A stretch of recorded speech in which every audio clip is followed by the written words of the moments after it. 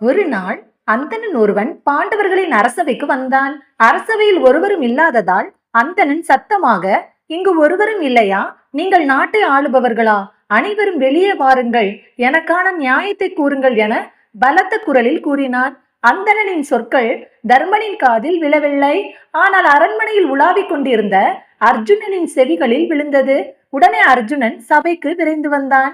அந்தணரை பார்த்து, அந்தணரே, தங்களின் கவலைக்கான காரணத்தை கூறுங்கள், நான் அதை தீர்த்து வைக்கிறேன் என்றான். அந்தணன் அவனிடம், வில்லாளி வீரனே, நான் எனது பசுக்களை ஒருவன் பொறுப்பில் மேய்ச்சலுக்கு அனுப்பியிருந்தேன். அங்கு திருடர்கள் எனது பசுக்களை திருடி சென்று விட்டனர். அந்த பசுக்களை வைத்துதான் நான் வாழ்க்கையை நடத்தி கொண்டிருக்கிறேன். திருடர்கள் என் பசுவை திருடி விட்டார்கள். இனி நான் என்ன செய்வேன் என கூறி அழுதான். அர்ஜுனன் அவனிடம், அந்தணரே, தாங்கள் கவலை கொள்ளாமல் இருங்கள், உங்கள் பசுவை நான் மீட்டு கொண்டு வருகிறேன் என கூறினான். பிறகு அர்ஜுனன் தன் வில்லை எடுக்க திரௌபதியின் அறைக்கு சென்றான். அங்கு தர்மரும் திரௌபதியும் பேசிக் கொண்டிருப்பதை பார்த்த அர்ஜுனனுக்கு என்ன செய்வதென்று தெரியாமல் வில்லை எடுத்துக்கொண்டு அங்கிருந்து சென்று விட்டான். வில்லை எடுத்துக்கொண்டு திருடர்களை தேடி சென்றான். சிறிது நேரத்திலேயே அர்ஜுனன் திருடர்களை கண்டுபிடித்து விட்டான். அத்திருடர்களிடமிருந்து பசுக்களை மீட்டு அந்தணரிடம் கொண்டு வந்து கொடுத்தான். திருடர்களுக்கும் தகுந்த தண்டனையும் அளித்தான். தர்மரையும் திரௌபதியையும் ஒன்றாக பார்த்ததை எவரும் கவனிக்கவில்லை. இருந்த போதிலும் அர்ஜுனனின் மனம் தவறு செய்து விட்டதாக உறுத்தி கொண்டே இருந்தது. தர்மர் வந்தவுடன் தர்மரிடம் நடந்த விஷயங்களை கூறினான். அண்ணா, நான் செய்த தவறுக்காக தீர்த்த யாத்திரை செல்ல முடிவு செய்துள்ளேன் என கூறினான். தர்மர் அவனிடம், தம்பி அர்ஜுனா, நீ தெரிந்து தவறு செய்யவில்லை, தெரியாமல் தான் தவறு செய்தாய். அதனால் இதனை பற்றி நீ கவலை கொள்ள வேண்டாம் என்றான். அர்ஜுனன் தர்மரிடம், அண்ணா, தெரிந்து செய்தாலும் தெரியாமல் செய்தாலும் தவறுதான். நான் தீர்த்த யாத்திரை செல்வதற்காக தாங்கள் விடை கொடுக்க வேண்டும் என்றான். தம்பியின் நேர்மையை அறிந்து தர்மர் விடை கொடுத்தார். அதன் பிறகு அர்ஜுனன் அனைவரிடம் இருந்து விடை பெற்று தீர்த்த யாத்திரைக்கு சென்றான். அங்கிருந்து அர்ஜுனன் கங்கை கரைக்கு சென்றான். கங்கை கரையில் மக்கள் கூட்டம் ஏராளமாக இருந்தது.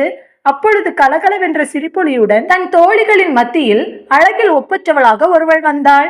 அப்பெண்கள் கங்கை கரையில் இறங்கி நீராட சென்றனர். நதியில் அப்பெண்கள் விளையாடுவதை அர்ஜுனன் பார்த்து கொண்டிருந்தான். அப்பொழுது அந்த பெண் அர்ஜுனனை பார்த்தாள். பார்த்த உடனே அர்ஜுனன் மேல் அவளுக்கு காதல் வந்துவிட்டது. திருமணம் செய்தால் இவனைத்தான் திருமணம் செய்ய வேண்டும். நான் நாகலோகத்தை சேர்ந்தவள், இவனை பார்த்தால் பூலோகத்தை சேர்ந்தவன் போல் தெரிகிறான். இவனை நான் எப்படி திருமணம் செய்வது? இவனை திருமணம் செய்தால் உலகத்தார் ஏற்றுக்கொள்வார்களா என நினைத்து கொண்டு இருந்தாள். இதை கவனித்த தோழியர்கள் அர்ஜுனனிடம் விசாரித்துவிட்டு திரும்பி சென்று, தலைவி அவர்களே, அவன் இந்திரன் மகன் அர்ஜுனன் என்றார்கள். இதை கேட்ட அப்பெண், இந்திரனின் மகன் என்றால் நிச்சயம் நான் அவனை திருமணம் செய்வேன் என்றாள். உடனே அப்பெண் நதியிலிருந்து வெளியே வந்து அர்ஜுனனிடம் சென்று தனது விருப்பத்தை தெரிவித்தாள். அதன் பிறகு அர்ஜுனனை அழைத்து கொண்டு கங்கையில் மூழ்கி துவாரத்தின் வழியாக நாகலோகத்திற்கு சென்றாள். அதன் பின் உலுப்பியும் அர்ஜுனனும் நாகலோகத்தில் திருமணம் செய்து கொண்டனர். சிறிது காலத்தில் அப்பெண் ஒரு குழந்தையை பெற்றெடுத்தாள்.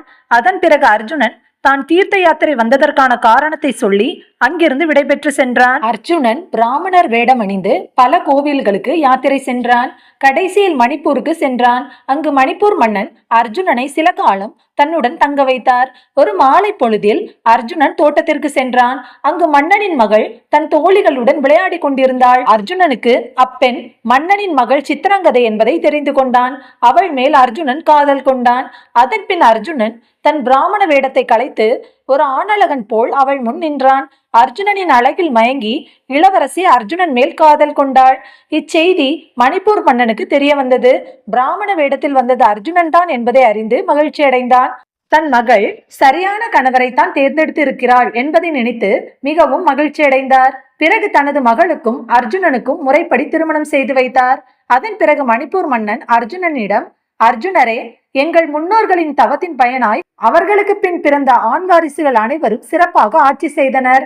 ஆனால் என் தலைமுறையில் எனக்கு பிறந்தவள் இளவரசி சித்திரங்கதை தான். அதனால் அவள் பெற்றெடுக்கும் குழந்தை மணிப்பூரை ஆள வேண்டும்.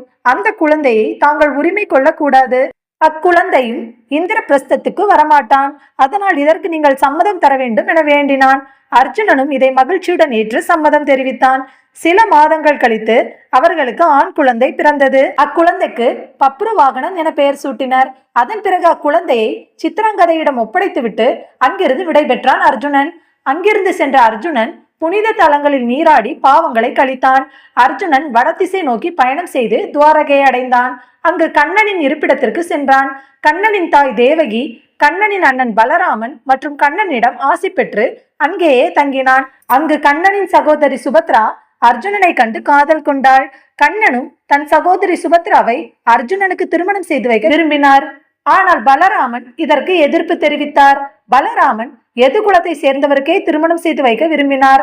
சுபத்ரா தேரை செலுத்துவதில் அவளுக்கு நிகர் அவளே. கண்ணன் அர்ஜுனனிடம், அர்ஜுனா, நீ என் சகோதரியை திருமணம் செய்து கொள்வதில் எனக்கு முற்றிலும் சம்மதம்.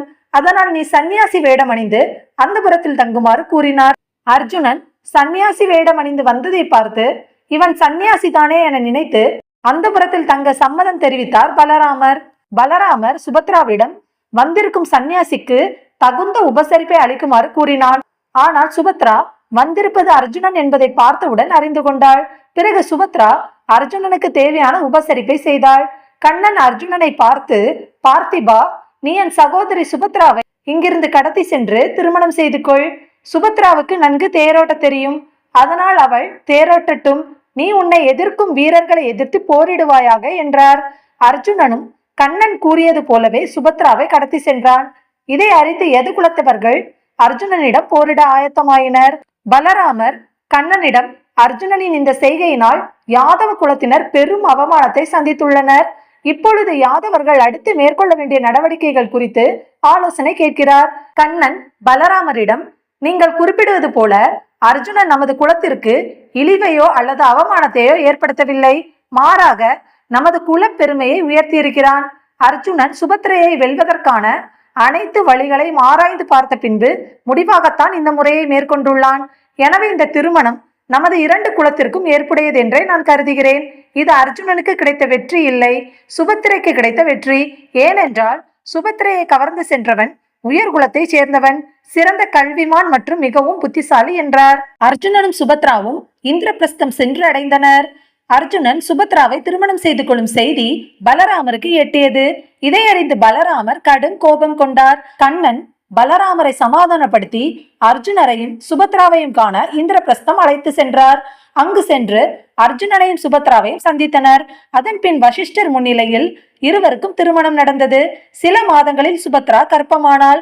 அவளுக்கு ஒரு மகன் பிறந்தான். அவனுக்கு அபிமன்யு என்று பெயர் சூட்டினர். இந்த சமயத்தில் அக்னி பகவான் தேவலோகத்தில் இருந்து அர்ஜுனனை பார்க்க வந்தார்.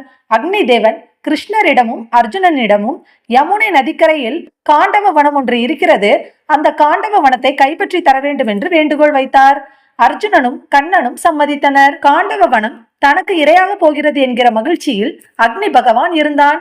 காண்டவ வனத்தை கைப்பற்றுவதற்காக அர்ஜுனனுக்கு எடுக்க எடுக்க அம்புகள் குறையாத 2 அம்புரா துணிகள், காண்டீபம் என்ற பெயர் கொண்ட ஒரு வில், அனுமனின் சின்னம் பொறித்த கொடி, தேர், 4 வெள்ளை குதிரைகள் ஆகியவற்றை கொடுத்ததுடன் ஒரு தேரோட்டியையும் வழங்கினான். கிருஷ்ணருக்கு ஏதுவாக அக்னி பகவான் சக்கரத்தை கொடுத்தான்.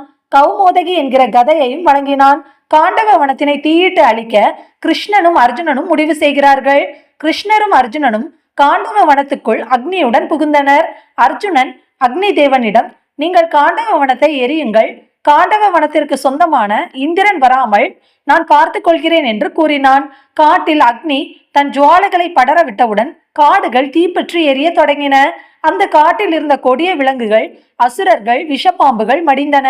காண்டவ வனம் எரிவதை பார்த்த இந்திரன் அக்னி மேல் மிகவும் கோபம் கொண்டு பெருமழை பொழிவித்தான். அந்த மழை சரங்களால் கூடாரம் போட்டு தடுக்கப்பட்டன. அதன் பின் தீயினால் காண்டவ வனம் எரிந்து சாம்பலாயின.